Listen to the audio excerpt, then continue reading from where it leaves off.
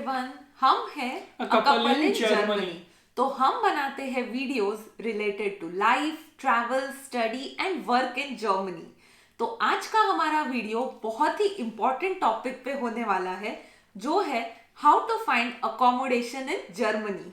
आप किसी भी वीज़ा पे जर्मनी आ रहे हैं, भले आप स्टूडेंट हो या आप एज अ जॉब सीकर आ रहे हैं, जॉब लेकर आ रहे हैं। यूरोप की मैं कहूँगा सबसे बड़ी प्रॉब्लम है हाउसिंग। घर मिलना, finding N accommodation is very difficult. और इसीलिए इस वीडियो में हम कवर करने वाले हैं यहाँ जर्मनी में घरों के कौन से टाइप्स होते हैं। आप जिस किसी भी वीज़ा पे या जिस किसी भी पर्पस पे जर्मनी आ रहे हैं, उस हिसाब से आपको कौन से घरों के लिए अप्लाई करना चाहिए, कौन सी प्रोसीजर होती है, क्या पोर्टल्स होते हैं, और इसी के साथ रेंट कितना होता है ये भी हम एक्सप्लेन करेंगे। साथ ही साथ एंड में हम ये भी बताने वाले हैं कि कॉमन हाउसिंग स्कैम्स क्या है और इससे कैसे बचा जा सकता है। और इसीलिए आप इस वीडियो को एंड तक ज़रूर देखिए। तो सबसे पहले बात करते हैं कि घरों के कौन से टाइप्स होते हैं जर्मनी में। तो सबसे पहले होता है वेगे, जिसे कहते हैं वोनगेमाइनशाफ्ट। तो इंडिया के टर्म्स में अगर हम कहें तो ये होता है पीजी। तो सेकेंड टाइप होता है वोनू, which is like an apartment. And third होता है हाउस। तो हाउस यानी जो आप देखते हैं एक यूरोपियन स्टाइल के जो घर होते हैं, टिपिकल घर, तो ये वैसे होते हैं। आप सिंपल टर्म्स में कहो तो बंगलोज होते हैं। तो सबसे पहले बात करते हैं वोनगेमाइनशाफ्ट यानी वेगे के बारे में।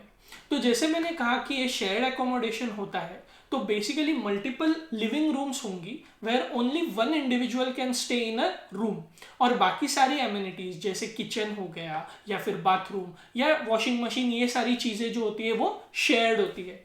तो इसका सबसे बड़ा एडवांटेज ये होता है कि क्योंकि आप शेयर्ड एकोमोडेशन में रह रहे हैं, तो आप काफ़ी डाइवर्स कल्चरल बैकग्राउंड के लोगों के साथ मिलते हैं। एंड अगर आपका रूममेट कोई जर्मन हो तो आपके लिए तो बहुत ही बढ़िया है, क्योंकि आप जर्मन सीख सकते हैं एंड काफी इजीली इंटीग्रेट हो सकते हैं। और इन्हीं रीजंस की वजह से वेगे जो है वो स्टूडेंट्स के लिए सबसे बेस्ट ऑप्शन है। तो नेक्स्ट इज वोनू यानी कि अपार्टमेंट। तो जर्मनी में ये अपार्टमेंट का कॉन्सेप्ट काफी डिफरेंट है। तो सबसे पहले तो रूम को जर्मन में जिमर कहते हैं। तो जर्मनी में लिविंग रूम को भी एक रूम की तरह कंसिडर किया जाता है। तो अगर आपको जर्मनी में 1 BHK रूम चाहिए तो मेक श्योर कि आप स्वाइट सिमर क्यूशबाड ऐसे रूम्स को देख रहे हैं। अगर आप 1 सिमर क्यूशबाड रूम देखेंगे तो वो 1 BHK नहीं होगा।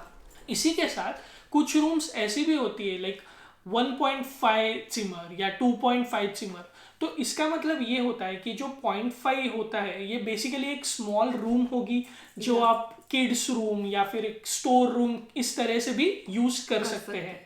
तो और एक कॉन्सेप्ट रहता है, वो है आइंजेलजिमर यानी कि 1 रूम किचन। तो इसमें क्या रहता है कि एक ही रूम में अटैच्ड किचन रहता है एंड टॉयलेट बाथरूम रहता है, तो कोई अलग लिविंग रूम नहीं रहती है। हाँ, तो सारी एमिनिटीज वगैरह होंगी, मोस्टली घर फर्निश्ड होगा, सब कुछ होगा, लेकिन सब कुछ एक ही रूम में होगा। अगर आप बैचलर है एंड जॉब के लिए आ रहे हैं तो आपके लिए बेटर ऑप्शन है। तो हमने घरों के टाइप्स के बारे में तो जान लिया, तो अब थोड़ा और डिटेल में जानते हैं। तो यहाँ पे घर 2 टाइप्स के होते हैं। एक रहते हैं फर्निश्ड, जिन्हें मोबिलियर्ड कहा जाता है, एंड सेकेंड आर अनफर्निश्ड यानी उनमोबिलियर्ड। तो फर्निश्ड घर में सारी चीजें अवेलेबल रहती है, जैसे फ्रिज हो गया, वॉशिंग मशीन, कबर्ड, बेड, सब कुछ।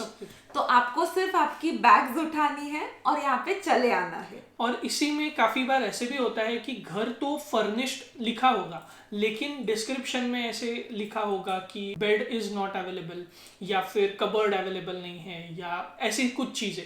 तो इंडिया में जैसे हम सेमी फर्निश्ड कहते हैं, उस टाइप के भी घर होते हैं, लेकिन ये एक्सप्लिसिटली लिखा नहीं होगा कि ये घर सेमी फर्निश्ड है। ये आपको डिस्क्रिप्शन पढ़ के समझना है।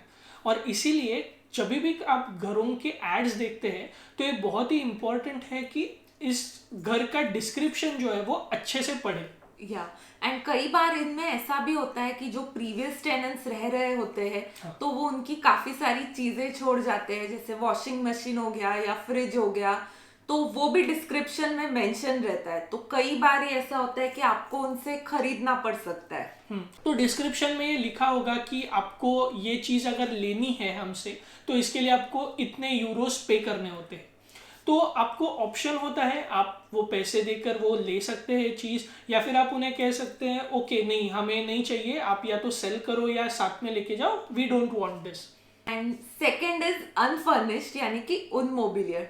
तो व्हेन जर्मन से अनफर्निश्ड यानी लिटरली अनफर्निश्ड, तो खाली दीवारें रहेंगी, तो आपको सब कुछ यहाँ पे आके सेट करना रहेगा। हाँ, तो मतलब आप इमेजिन ही नहीं कर सकते हो कि कुछ भी अवेलेबल नहीं होगा, सिर्फ वाइट कलर में पेंटेड वॉल्स होंगी और इलेक्ट्रिकल अप्लायंसेस के लिए जो है सॉकेट्स होंगे, कई बार तो सिर्फ ऐसे वायर्स लटकती Yeah. होंगी, लाइट नहीं होगा, कुछ भी अवेलेबल नहीं होता। It is just a house, मतलब जस्ट अ रूम बिल्ट, और उसमें सारी चीज़ें आपको अपने आप से ही लानी है। एंड अगर आपको अनफर्निश्ड घर का कॉन्सेप्ट सुन के काफी स्ट्रेंज लग रहा है, तो रुकिए, एक और स्ट्रेंज कॉन्सेप्ट के बारे में बात करते हैं, वो है किचन। तो इंडिया में कैसे होता है कि किचन जब आप कहते हैं तो आपके आंखों के सामने क्या आता है कि एक किचन का प्लेटफॉर्म होगा, कोई स्टव होगा और बेसिक इलेक्ट्रिकल अप्लायंसेस तो होंगी ही होंगी, जैसे फ्रिज हो गया, ये सारी चीज़ें, सिंक होगा, ये सब। जर्मनी में ऐसा नहीं है। जर्मनी में जब किचन कहा जाता है तो बेसिकली सिर्फ एक डिवाइस आता है जिसपे ऊपर हॉट प्लेट होगी और नीचे बेकिंग ओवन होता है। जर्मन्स के लिए किचन बस यही है। तो आप चौंकिए मत जब आप किसी घर में जाओ और किचन के नाम पे आप सिर्फ एक डिवाइस देखते हो जिसके ऊपर हॉट प्लेट है और नीचे बेकिंग ओवन है। ये स्टैंडर्ड है। तो जैसे कि अगर घर अनफर्निश्ड है, तो आपको तो किचन प्लेटफॉर्म भी खुद ही सेट करना रहेगा। हाँ, और अगर किचन है अवेलेबल कहा गया तो इसका मतलब ये बिल्कुल भी नहीं होगा कि फ्रिज अवेलेबल होगा या माइक्रोवेव अवेलेबल होगा। हो भी सकता है, नहीं भी हो सकता है। तो ये काफ़ी हैसलिंग चीज़ें होती है। काफ़ी बार ऐसे भी होता है कि प्रीवियस टेनेंट्स ने किचन खरीदा होगा, तो जब वो रूम छोड़ रहे हैं तो एड डिस्क्रिप्शन में वो लिखते हैं कि we had purchase this kitchen and अभी अगर जिसे भी ये घर लेना है they have to pay like 800 to 1000 और even 2000 euros for this kitchen, और ये आपको पे करना पड़ता है। तो इसीलिए वापस वही पॉइंट है कि घरों के डिस्क्रिप्शन अच्छे से पढ़िए।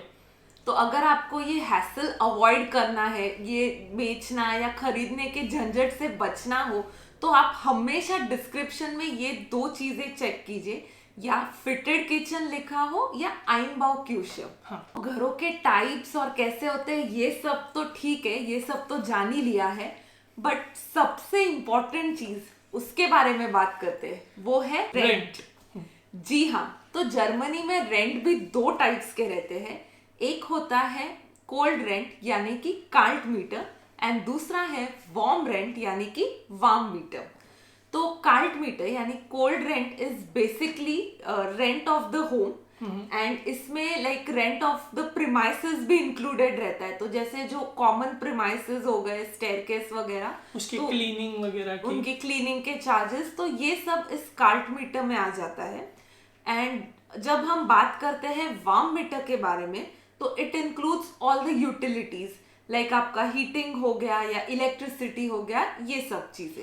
और कई बार ऐसे भी होता है कि वार्म मीटर तो कहा जाता है लेकिन अलग से कहा जाता है कि आपको इलेक्ट्रिसिटी का जो कॉन्ट्रैक्ट है वो जो सर्विस प्रोवाइडर है, इलेक्ट्रिसिटी प्रोवाइडर है, उसके साथ करना है और उसके अलग से पेमेंट करने हैं।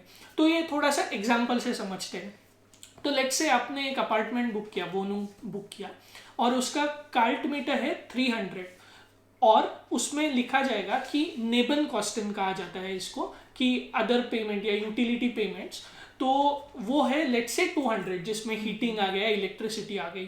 तो फिर आपका जो फाइनल रेंट जो आपको पे करना है वो है काल्ट मीटर 300 और नेबन कॉस्टन 200। तो आपका वार्म मीटर जो है वो हो जाता है 500 यूरोस, यानी आपका टोटल रेंट हुआ 500 यूरोस। तो अगर इसमें भी ऐसा है कि आपको इलेक्ट्रिसिटी का कॉन्ट्रैक्ट अलग से करना है, तो आपको 500 यूरो जो आपके ओनर है उन्हें ट्रांसफर करने हैं, और जो इलेक्ट्रिसिटी का बिल होगा let's say 50 Euros per month, वो आपको उस कंपनी को डायरेक्टली ट्रांसफर करने हैं। तो ये हो गया रेंट का। इसके अलावा जब भी आप घर लेते हैं तो आपको 2 to 3 मंथ्स का कोल्ड रेंट कार्ट मीटर जो है वो एज ए डिपॉजिट देना होता है ओनर को। तो लेट्स से जैसे हमने एग्जांपल लिया 300 हमारा कोल्ड रेंट था, तो इस केस में डिपॉजिट हो जाएगा 900 यूरोस का। तो जनरली वाईफाई जो है वो रेंट में इंक्लूडेड नहीं रहता है, तो आपको इसके लिए अलग से पे करना रहता है। और सबसे इम्पोर्टेंट चीज जो सारे हाउस होल्ड में मैंडेटरी है वो है ARD टैक्स, यानी कि रेडियो टैक्स, जो कि अप्रोक्सीमेटली 18 यूरोस तक रहता है। तो हमने रेंट के बारे में तो जान लिया, तो अब बात करते हैं मोस्ट कॉमनली आस्क्ड क्वेश्चन के बारे में।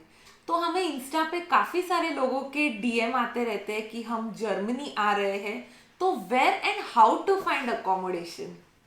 तो इस क्वेश्चन को आंसर करने के लिए हम बेसिकली 2 कैटेगरीज में डिवीजन करते हैं। पहली है फॉर स्टूडेंट्स एंड दूसरी है फॉर प्रोफेशनल्स। बट इन दोनों ग्रुप्स के लिए सबसे कॉमन ऑप्शन या सबसे इजी ऑप्शन है फेसबुक पे सर्च करना। तो फेसबुक पे काफी सारे ग्रुप्स रहते हैं, तो आप जिस भी सिटी में आ रहे हैं तो आप उस सिटी का नाम डाल के वो ग्रुप सर्च कर सकते हैं, और आप उस ग्रुप में मतलब आपकी क्वेरी डाल सकते हैं कि आप कब से आ रहे हैं, आपको किस टाइप की रूम चाहिए एंड आपका बजट रेंज क्या है। और इसी ग्रुप्स में से आपको कई बार व्हाट्सएप के जो ग्रुप्स होते हैं या टेलीग्राम के ग्रुप्स होते हैं, इनकी भी लीड्स मिलती है। तो फेसबुक के ग्रुप्स ज्वाइन करना मेरे हिसाब से सबसे एक इजी एंड अच्छा ऑप्शन है। और उसी के साथ साथ फेसबुक मार्केट प्लेस भी बहुत अच्छा ऑप्शन है। तो कई बार मतलब घरों की लिस्टिंग्स या घरों की एडवर्टाइजमेंट्स ये फेसबुक मार्केट प्लेस से भी मिल सकती है। तो सबसे पहले अब बात करते हैं स्टूडेंट्स के लिए।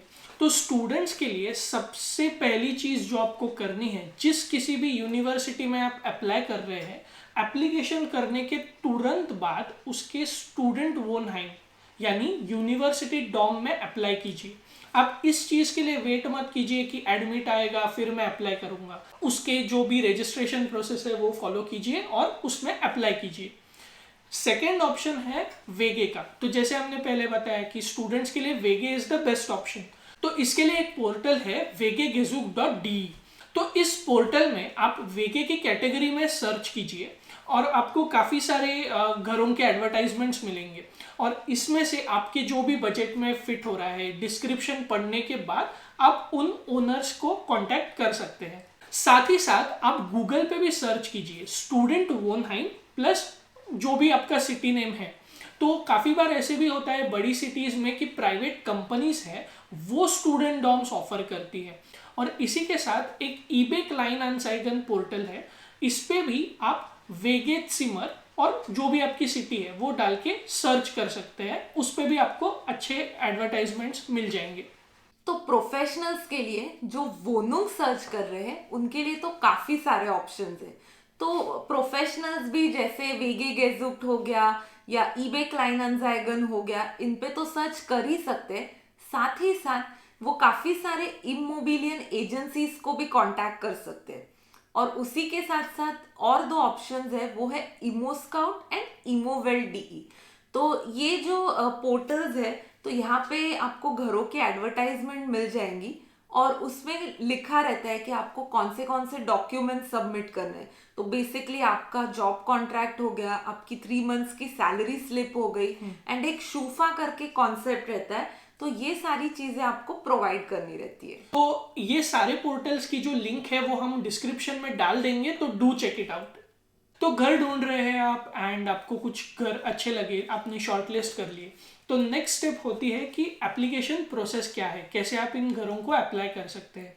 तो वेरी सिंपल स्टेप है इसकी, जिस पोर्टल पे आप घर देख रहे हैं आप उस पोर्टल के थ्रू भी ओनर को या जो भी ऐड डाल रहा है उसे डायरेक्टली मैसेज कर सकते हैं। द सेकेंड ऑप्शन है कि डिस्क्रिप्शन एक बार देख लीजिए कि काफ़ी बार लोग अपना ईमेल आईडी मेंशन करते हैं, काफ़ी बार लोग अपना टेलीफोन नंबर मेंशन करते हैं, और वो स्पेसिफिकली लिखते भी है कि आप हमें सिर्फ ईमेल से कांटेक्ट कीजिए या फिर आप हमें सिर्फ सुबह के टाइम कांटेक्ट कीजिए, शाम के टाइम, जो भी है। तो उस हिसाब से आपको उन्हें कांटेक्ट करना है बाय ईमेल। अगर फ़ोन दिया है तो डायरेक्टली कॉल कीजिए या फिर आप व्हाट्सएप भी कर सकते हैं। और सबसे इम्पोर्टेंट चीज़ जो यहाँ पे आपको ध्यान में रखनी है वो ये है कि कांटेक्ट करते वक्त ऐसे मत कीजिए कि आपने एक डायरेक्ट सिंपल मेल या टेक्स्ट मैसेज भेज दिया कि okay I am XYZ, I am coming to Germany on so and so date and I like your apartment, I want to rent it. ऐसे अगर आप मेंशन करोगे तो आपको रिप्लाई भी नहीं आएगा, हाँ ना तो दूर की बात है, रिप्लाई भी नहीं आएगा। या तो जर्मन्स जैसे काफी स्पेसिफिक रहते हैं, तो जो भी डिस्क्रिप्शन है तो उसमें उन्होंने स्पेसिफिक चीजें भी मेंशन की रहती है कि उन्हें किस टाइप के मतलब रिस्पॉन्सेज एक्सपेक्टेड है आपसे, तो आप उस हिसाब से आपका इंट्रोडक्शन दीजिए एंड आपके हॉबीज मेंशन कीजिए, आप जर्मनी क्यों आ रहे हैं, किस पर्पस से आ रहे हैं एंड एक्सेट्रा। जर्मन्स जैसे रागिनी ने कहा कि इस मामले में काफ़ी पर्टिकुलर होते हैं, तो आप जैसे इन्हें कांटेक्ट करते वक्त इस तरह से लिख सकते हैं कि सबसे पहले तो मेंशन कीजिए आपका नाम, आप कहाँ से आ रहे हैं, आप जर्मनी कब आ रहे हैं, किस पर्पज से आ रहे हैं, अगर आप स्टूडेंट है तो कौन सी यूनिवर्सिटी में आपका क्या कोर्स है, जॉब कर रहे हैं तो what is your designation, which company, जो भी है। इसके बाद थोड़ी सी और एडिशनल इंफॉर्मेशन दीजिए कि आपके हॉबीज क्या है, आपका नेचर कैसा है, are you like party going person, या फिर आप थोड़े इंट्रोवर्ट है, आप अपने आप में रहना चाहते हैं, या आप वेजिटेरियन है या नॉन वेजिटेरियन है etcetera. Correct. If you are living in a shared accommodation तो वहाँ पर जो एग्जिस्टिंग रूममेट्स है वो भी अपने बारे में लिखते हैं, जो एडवर्टाइजमेंट होता है उसमें कि उनका नेचर कैसे है, क्या है वो, तो आप ये भी लिखिए कि okay I also have these hobbies. And और एक इम्पॉर्टेंट चीज, तो जैसे कई बार तो ये जो एड्स रहती है वो जर्मन में मेंशन रहती है, तो जैसे अगर आपको जर्मन नहीं आ रहा है, आपने ट्रांसलेट करके देख लिया एंड अब आपको ये एडवर्टाइजमेंट का मीनिंग पता चल गया है एंड आप रिप्लाई कर रहे हैं, तो आप ट्रांसलेटर थ्रू या आपके फ्रेंड के थ्रू आप जर्मन में लिख रहे हैं, तो आप ये लाइन भी उसमें जरूर मेंशन कीजिए कि आपको जर्मन नहीं आती या आपको सिर्फ बेसिक जर्मन आती है but you are willing to learn German. Yes, apartments को अप्लाई करते वक्त सबसे इम्पोर्टेंट चीज़ का जो आपको ध्यान रखना है वो ये है कि आपको अगर एक घर अच्छा लगा और आपने उसके लिए अप्लाई किया तो सिर्फ उस एक घर के भरोसे बिल्कुल मत बैठिए। बड़े सिटीज में कई बार ऐसा होता है कि एक घर देखने के लिए एक ही टाइम पे 15-20 लोग आए हैं, हाँ, तो तभी ऑन द स्पॉट भी डिसीजन लिया जाता है, like owner will decide on the spot कि उन्हें किसे ये घर देना है। और कई बार ऐसा भी होता है कि आपको 10-15 मिनट्स की टाइम फ्रेम दी जाती है, तो उसी टाइम फ्रेम में आके आपको घर देखना है। और एक इम्पॉर्टेंट चीज, जो भी आपकी अपॉइंटमेंट है बी पंक्चुअल, बिकॉज यहाँ पर ये चीज काफी ज्यादा इम्पोर्टेंट है। आप अगर लेट जाओगे तो आपका पहला इंप्रेशन ही खराब पड़ जाएगा, तो आपको 5 मिनट की देरी भी बहुत महंगी पड़ सकती है। तो आपने घर देख लिया, आपको घर पसंद आ गया एंड ओनर ने भी अग्री कर लिया कि वो आप ही को घर रेंट आउट करेगा, तो नेक्स्ट स्टेप होती है वो है कॉन्ट्रैक्ट। तो कॉन्ट्रैक्ट्स जर्मनी में बहुत ज़्यादा इम्पॉर्टेंट है एंड वो बहुत ही ज़्यादा सीरियसली लिए जाते हैं। एंड द थिंग इज कि 99% ऑफ द केसेस में ये जो कॉन्ट्रैक्ट्स है वो जर्मन लैंग्वेज में रहेंगे। जो भी कॉन्ट्रैक्ट की कॉपी दी जाएगी आप उसे ट्रांसलेट करके अच्छे से समझिए। अगर आपको जर्मन आपका अच्छा नहीं है तो आपके कोई जर्मन फ्रेंड्स है या कोई दूसरा फ्रेंड है जिसका जर्मन अच्छे से आती हो तो उनकी हेल्प लीजिए। अगर उसमें जो भी क्लॉजेस है वो उसमें अगर आपको कुछ भी डाउट है तो आप या तो ओनर से पूछ लीजिए या तो जो फ्रेंड है जिनको अच्छे से जर्मन आती है उनसे हेल्प ले लीजिए। यस, और काफ़ी बार ऐसे भी होता है कि ये जनरली बड़ी सिटीज़ में होता है कि आपको घर जब आप रेंट आउट करते हैं तो लॉक इन पीरियड होता है, मतलब आप 1 साल या 1.5 साल, कभी कभी तो 2 साल घर बीच में नहीं छोड़ सकते हैं। तो इसमें ऐसे होता है कि अगर आपको किसी रीज़न की वजह से घर छोड़ना पड़ता है तो बाकी बचे जो मंथ्स है उसका आपको रेंट पे करना होता है या फिर आपको एक नया टेनेंट ढूंढना पड़ता है। तो ये सारी चीज़ें भी जो है वो कॉन्ट्रैक्ट में लिखी होंगी, उन्हें अच्छे से समझिए, क्योंकि जो कॉन्ट्रैक्ट पे लिखा होगा those will be the final terms and conditions. आप वर्बली कुछ बात करते हैं या कुछ डिसाइड करते हैं, कॉन्ट्रैक्ट में नहीं लिखा होगा तो दैट इज नॉट वैलिड। और यहाँ पे जर्मनी में एक अनरिटन रूल है कि अगर आप जिस भी ड्यूरेशन में जिस घर में रह रहे हैं उसमें कुछ डैमेज हो, पेंट उखड़ गया या जो भी डैमेज है, you have to bear the cost for that. German लोग ऐसे करते हैं कि व्हेन दे आर लीविंग, अगर पेंट उखड़ गया है तो वो खुद से पेंट करेंगे, अगर कोई चीज़ डैमेज हो गई है तो या तो वो नई चीज़ लाएंगे या फिर उसे रिपेयर करेंगे। तो ये कुछ ऐसे लिखा हुआ नहीं होगा या कि कोई बोलेगा नहीं आपको, ये आपको खुद ही से समझना है। सो cutting the long story short, please जब भी आप मूव इन कर रहे हो तो कॉन्ट्रैक्ट को अच्छे से पढ़िए, अच्छे से समझिए, फिर ही उसे साइन कीजिए। तो अब सारी फॉर्मेलिटीज हो गई, कॉन्ट्रैक्ट साइन हो गया, तो अब बारी आती है मूव इन की। तो अब हम आपको बताते हैं कि मूव इन करने के बाद सबसे पहले आपको क्या करना है। तो सबसे पहले जो आपको चीज करनी है, before you start arranging all your stuff, पूरे घर को अच्छे से इंस्पेक्ट कीजिए और अगर पॉसिबल हो तो सारी चीजों की पिक्चर्स लीजिए। तो इससे क्या होगा कि जब आप घर छोड़ रहे हैं, कुछ अगर डैमेज हुआ है, आप मतलब पहले से ही वो डैमेज्ड है लेकिन ओनर ने वो तभी नोटिस नहीं किया था और आपके छोड़ते वक्त नोटिस किया, तो आप फोटोज में दिखा सकते हैं कि ओके इस दिन में मूव हो गया था और इसी दिन ये कंडीशन थी।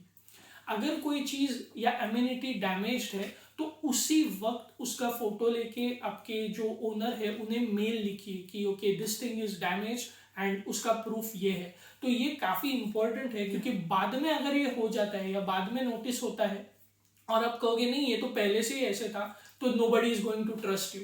मेक श्योर कीजिए कि आप रिटर्न कम्युनिकेशन में ये सारी चीजें रखें। तो जैसे कि हमने वीडियो के स्टार्ट में भी बताया था कि जर्मनी में काफ़ी हाउसिंग स्कैम्स होते हैं क्योंकि घरों के शॉर्टेज है, काफ़ी लोग अप्लाई कर रहे हैं, तो स्कैमस्टर्स भी काफ़ी ज़्यादा है। तो अभी हम बात करते हैं जो कॉमन हाउसिंग स्कैम्स होते हैं, जो वो मैसेजेस भेजते हैं स्कैमर्स, वो कैसे होते हैं। तो सबसे कॉमन स्कैम ये रहता है कि आपको एक मेल आएगा और उस मेल में ऐसे लिखा होगा कि इस एरिया में एक घर अवेलेबल है एंड वो काफी कम अमाउंट में है एंड जो ओनर है वो करंटली जर्मनी में नहीं है, लाइक आउट ऑफ जर्मनी है, तो इसलिए इस वजह से वो आपको घर व्यूइंग के लिए तो नहीं बुला सकते हैं। हाँ, फिर वो आपको कहेंगे कि तो क्योंकि मैं दूर रहता हूँ तो हम म्यूचुअली ही समझ लेते हैं कि तुम मुझे जो डिपॉजिट है वो ट्रांसफर कर दो एंड जो कीज है वो मैं बाय कुरियर भेज देता हूँ। So this is the moment कि आपको समझ जाना है कि ये 100% फ्रॉड है। So don't fall in this trap please. Thumb rule is that कि आप जब तक कोई घर खुद से नहीं देखते, भले पर्सनली देखो या ऑनलाइन देखो या आपकी पहचान में आपके ट्रस्टेड कोई फ्रेंड या रिलेटिव उस घर को पर्सनली या ऑनलाइन नहीं देखते, तब तक आप उस घर के लिए पेमेंट मत करो। तो ये रही है सारी इंफॉर्मेशन जो आपको हेल्पफुल रहेगी while finding accommodation in Germany. तो अगर आपको ये वीडियो पसंद आया हो तो इसे लाइक कीजिए, अगर आप चैनल पे नए हैं तो सब्सक्राइब कीजिए ताकि हमें भी मोटिवेशन मिले नए इन्फॉर्मेटिव वीडियोस बनाने के लिए। एंड अगर आप किसी को जानते हैं जो जर्मनी में आ रहे हैं या फिर जर्मनी में घर ढूंढ रहे हैं तो उनके साथ ये वीडियो ज़रूर शेयर कीजिए। और अगर आपको हाउसिंग रिलेटेड कोई भी क्वेरीज है तो आप हमें कमेंट्स में लिख सकते हैं एंड इंस्टा पे डीएम भी कर सकते हैं। तो मिलते हैं नेक्स्ट वीडियो में। Till then bye. बाय।